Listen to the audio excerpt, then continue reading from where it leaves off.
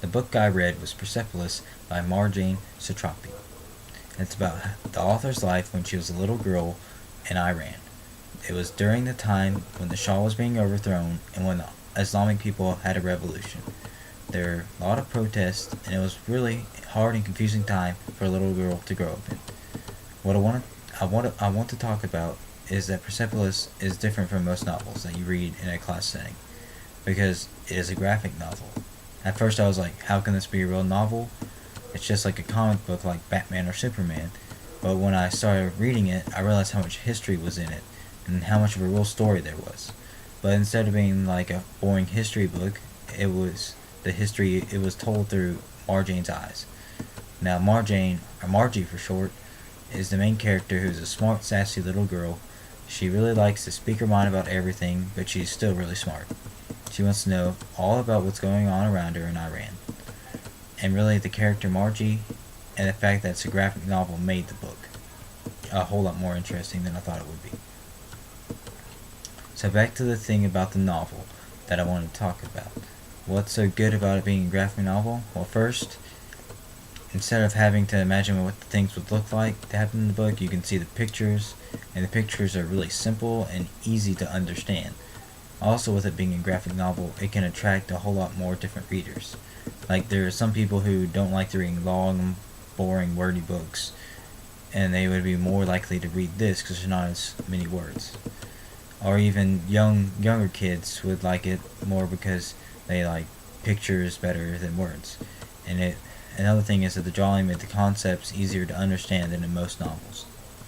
Another reason that a graphic novel was a good choice for this book was that it made the book more appealing to readers in places like the United States and Western Europe because the graphic novels have already been popular in these places. Even at the beginning of the book, you see that the author says that she's trying to educate the world about the Western world about what the Iranian world is really like, and that kids over there grow up just like we do. One article that I read said that she chose to use a graphic novel because she had the talent of writing and drawing, and that it would be a shame if she didn't use both of them. The drawings are really simple too, so it makes you remember while you're reading that it's from a little girl's view. And the drawings in the book are also all in black and white. Some people might think this may make it boring, but it really doesn't. It helps you to understand and pay more attention to the details instead of the colors. But the author had another reason for making the drawings just in black and white. The black and white represents how Margie tends to see things in only black and white, like just there's right or wrong, and she's not really old enough to see the gray areas of things, and how there's not always a perfect answer. The only problem with it being a graphic novel is that some people may read it too fast and miss a lot of the information that's in the book. You kind of think, oh, it's just a comic book, and I really can't have any deep meaning in it or anything like that, but it really does. It has stuff like the theme of Margie trying to find her identity, and also has a whole lot of history stuff in it too. I would much rather read a graphic novel to learn about history than some long, boring history book. I want to talk a little bit more about the theme of Margie finding her identity. Even though she's smart and sassy, she's still a confused little girl when it comes to figuring out what she believes in. At first, she thinks she's going to be a prophet, and she talks to some imaginary person that I think is supposed to be God.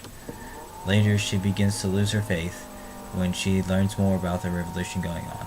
Then she learns how there are different social classes, and this really upsets her. Then when she's told at school to tear out the picture of the Shah, she gets really confused because she thought he was chosen by God. But when Margie becomes a teenager, she begins to rebel against her culture and her parents. She does a lot of the stuff where she gets into trouble because you're really confused about everything going on around her, and she really doesn't know what side to be on. She uses her parents and her grandmother as the main people that she listens to base her opinions on. But she still uses her own mind to make decisions. Sometimes they're good, and sometimes they aren't. At the end of the book, you see that she's getting closer to figuring out that she doesn't have to be angry and rebel just to get her point across. But not only does it do no good, it might cost her life. To me, it seems like living in Iran would have been a whole lot harder than growing up here, maybe that was part of the author's point, that she grew up just like other girls, but it was in a situation that was a whole lot harder to deal with. Overall, I really liked the book, and it was different, and it kept my attention.